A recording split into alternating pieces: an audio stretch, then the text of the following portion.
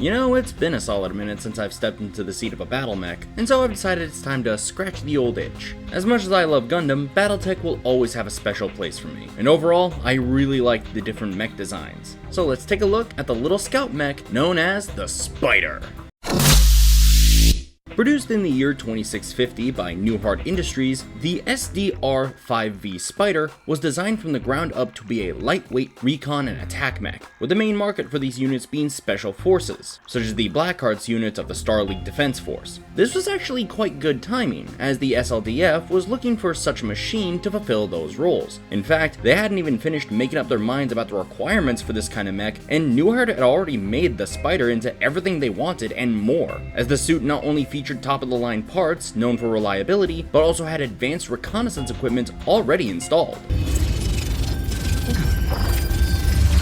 Unsurprisingly, this allowed Newhart to easily win the contract and immediately start full-scale production. And while the Spider was never produced in wide numbers, it was easy and quick to produce new units, allowing the Spider to become a solid staple in SLDF military forces. Going on to the stats, the mech weighed in at 30 tons, fairly standard for a light mech, utilizing a Newhart 1200 chassis design. It had 3.5 tons of Duralex light armor plating, which was known for its unique design on the mech's front, with red fiberglass sealant used in those parts, making a prominent spiderweb shape, which is actually where the mech got its name. Of course, recon mechs rely on speed for survival, and the Spider was outfitted with a Pit Pan 240 engine, giving it a running speed of 125 km an hour. This was combined with a set of 8 Pit Pan FLT-10 jump jets, allowing the Spider to jump up to 240 meters away. Thanks to the more advanced and high quality parts used in the mech's construction, these jets could also allow the Spider to move its torso while still jumping to its destination, which was commonly nicknamed as twitching. Overall, the speed was compared to the Locust, while the jumping was superior to even the Wasp or Stinger light mechs, which were already renowned for their jumping capabilities. Of course, as a recon mech, the Spider had rather advanced systems, using an OP-500A comm setup along with an OPTA-1240 target tracking system. This allowed the Spider to relay voice and sensor transmissions back to headquarters easily. And for those particularly lonely nights on recon missions, this advanced setup could also be used as an entertainment system.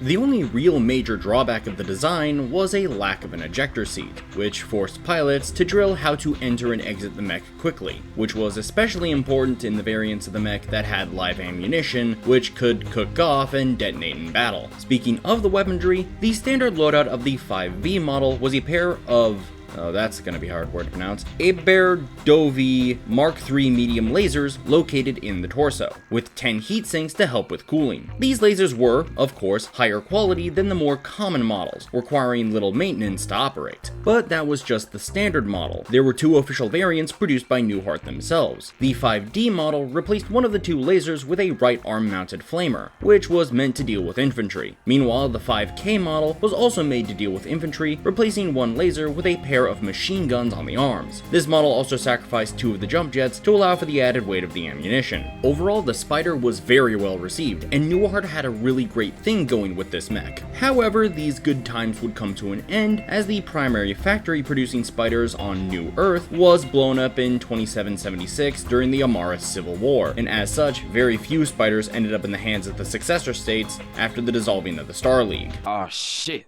Here we go again. During the several succession wars, the number of Spiders in the galaxy reduced further and further, with the most notable operators being the Wolf's Dragoons, a mercenary group that was actually a scouting force sent by the yet-to-be-discovered clans, who had an entire lance of these rare mechs. However, the Spider was saved from extinction as the Free Worlds League was able to recover the schematics of the mech, and after making a deal with Nimakachi Fusion Productions Limited, they allowed the company exclusive access to the plans as long as they built them for the Free Worlds League. As a result, the Free Worlds League and their Draconis Combine had the largest number of Spiders in service during the later Succession Wars. After the end of the Succession Wars, recovered Star League tech allowed the Spider to be upgraded, resulting in the improved 7M model seen in 3051, as well as a development based on the design of the Spider known as the Venom. And while the Free Worlds weren't too interested in these upgraded models, the other great houses were very interested, wanting to rebuild their devastated light mech forces that were hammered during the planned invasion. The Spider served on several fronts, and with several forces from there on out, with several upgrades and variants ranging from the improved 7K model to the powerful 10K model. And overall, that's the Spider. This thing is really cool. While I still do love the Locust, I can't deny, I had a ton of fun running around in this thing. It's honestly kind of refreshing to take a break from Gundam every now and again to talk about Battletech. Probably do it more often in the future. Also, Battletech has lasers, and I just really like lasers. Anyway, that's all from me today. Like, comment, subscribe, and do all that good stuff. And until next time, this is Nerd Trooper, signing off.